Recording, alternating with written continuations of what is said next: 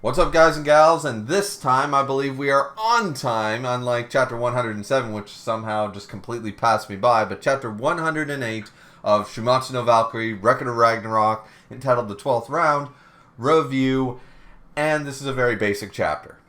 It's a long chapter. It's got, 38, 40 pages, whatever like that. But at the end of the day, it's Kentoki is walking his way to the arena, and it's like, all right, the 12th round is going to start. There is no pinch hitting. Odin does seem to show up proper with archangel-ass wings at the end of the chapter. Has this very spiritual pressure, Kenpachi Zaraki level of spiritual pressure and doom and gloom entering the arena at the end, even with all the hype for Kentoki. There's a few things to mention in this chapter, but overall, that's the chapter. That's the chapter in a nutshell. Kentoki walks to the arena, gets his, moral support talking to, and Odin shows up, and the fight is about to begin. So we expected that, because normally that's what happens in the building up each round's chapter. Funnily enough, there is one key thing. Well, it's sort of a two-parter. So Zeus decides to go away from the gods' viewing observatory, whatever you want to call it, and he ends up by Brunhilde's side, who's very shocked by this. And they're talking about how the tournament has gone so far. Things like that. This is an interesting conversation because, number one, Zeus was showing up to literally boo and scare Goal, right? Because he knows Goal is very reactive, right? She's a very reactive character. So Zeus is there to get his little kicks in or what have you. He mentions it. Brunhilde, however, dismisses it or doesn't even acknowledge that, oh yeah, where the hell is she?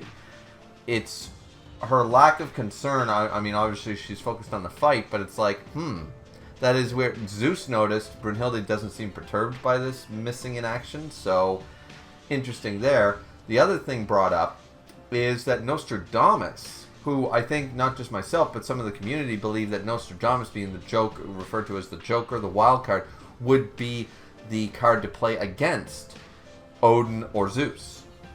Because remember, Zeus was not supposed to come out in round 2. It was originally, that was Brunhilde trying to get an early W by bringing out one of her strongest, her trump card in Adam, who, from what we've seen of the other fighters, would have beat everybody but Zeus so far. I can pretty confidently say that. If you have a different opinion, that's fine, but it seems to me that Adam was pretty much her easy W, and Zeus screwed up that plan. That's why, the classic, the thing with her playing with her hair and her eyes freaking out and stuff like that, back in round 2. So they have a conversation about this, and she remarks that Kentoki is actually her anti-Odin fighter. She had always intended Kentoki to fight Odin when Odin appeared. That's interesting, because I always thought it was Nostradamus.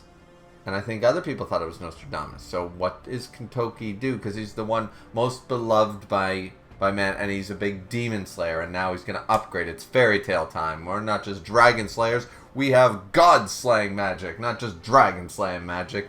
So Kentoki is a member of fairy tale. And I'm like, all right, cool. Did I say Fire Emblem? I messed that up. Either way, fairy tale is what I meant. Fairy tale. I'm not hitting re-record. Screw that. So the fact is Kentoki looks really cool. His axe design is really cool and stuff like that. But I did like the fact that this small conversation between Zeus and Zeus and Brunhilde is that Zeus, as I said, left his position, and now they're sort of neck and neck. The ones making the decisions, pretty much, they're both standing, viewing this together.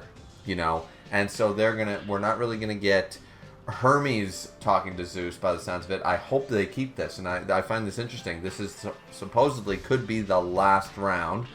It's unlikely, because as we've already discussed, in a tournament-style manga, while it's been done before, interrupted tournaments and stuff, as I did the comparison to Dragon Ball Z before, fact is that a lot of these characters are going to need their time to shine, and people, I think, fans would be very ticked off if, like, Rasputin never got to see the light of day, and or if Anubis never got to fight.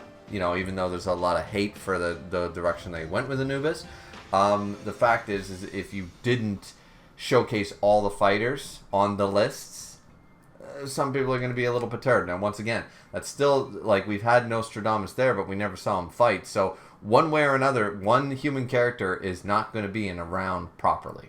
So just remember that point. So it's possible here that this could be interrupted at this junction. It's humanity. If humanity manages to defeat Odin, that screws up the whole plan of Ragnarok. That screws up, because this is pseudo Odin, fake Odin here. It'd be 7-5. It'd be the victory for humanity, stuff like that. So there are things in this chapter that are like, okay, it's all come down to the wire. So why I say all this is because having Zeus and Brunhilde, this makes it feel like the final round, and they're building this up as though this will be the final fight. This will be the final round, because here we have our true, now revealed, this is our real true main antagonist, is Odin, is fake Odin. He is our true antagonist of Ragnarok. So, this is the final boss fight. We're one win away. Zeus and Brunhilde are now going to be playing off each other on the observation deck as the fight goes on. I hope they keep that. That'll be very interesting to see Zeus and Brunhilde, where Zeus has a newfound level of respect for humanity ever since fighting Adam.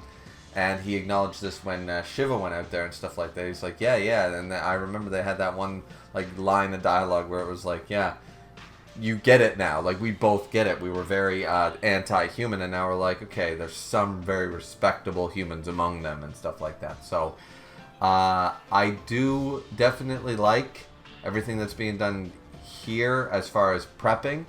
And then on an early, I did get spoiled on one page, and it's the page showing all the humans who supported the last 5 fighters who died.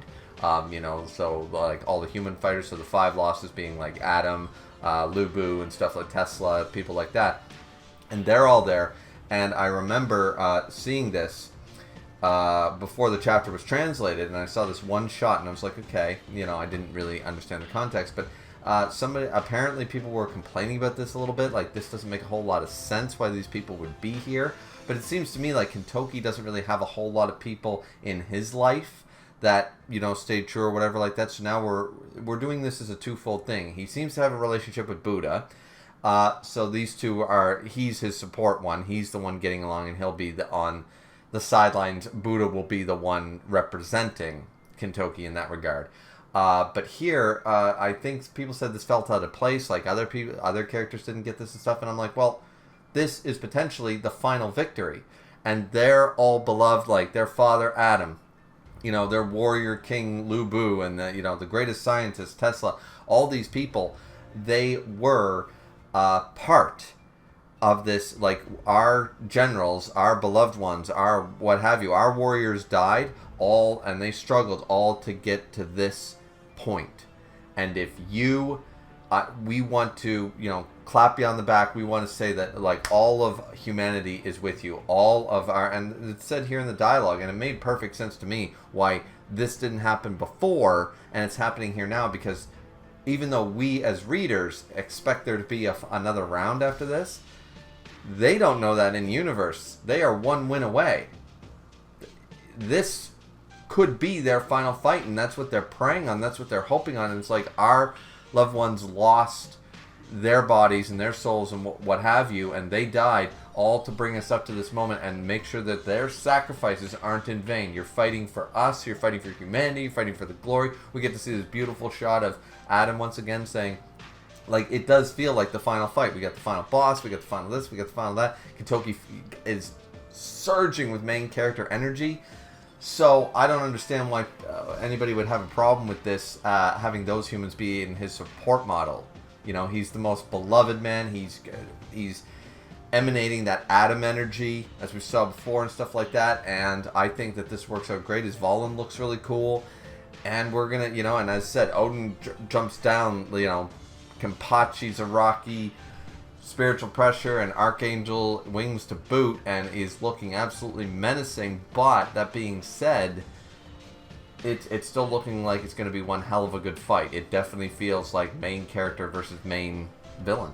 It's feeling like that. They're building it up that way. I think this chapter did a good job in doing that, and I'm looking forward to seeing how the fight's going to go down. What's Kentoki's power? Because as I said, he does demon slaying, and now he's going to upgrade that to god slaying, obviously, at this Junction. Buddha seems to have some faith in him. Kentoki seems is like, well, I don't actually know because I never fought him, and so he's got a little bit of like, no, I'm the best, I'm always going to win. But he definitely has this attitude of, yeah, I'm going to give it my all, and we'll see what, the chips fall where they may. He's got this very attitude of, I might lose, but I could win. Like, he's not a Debbie Downer on himself whatsoever. So let's just wait and see what Chapter 109 brings. I expect this round to be quite long.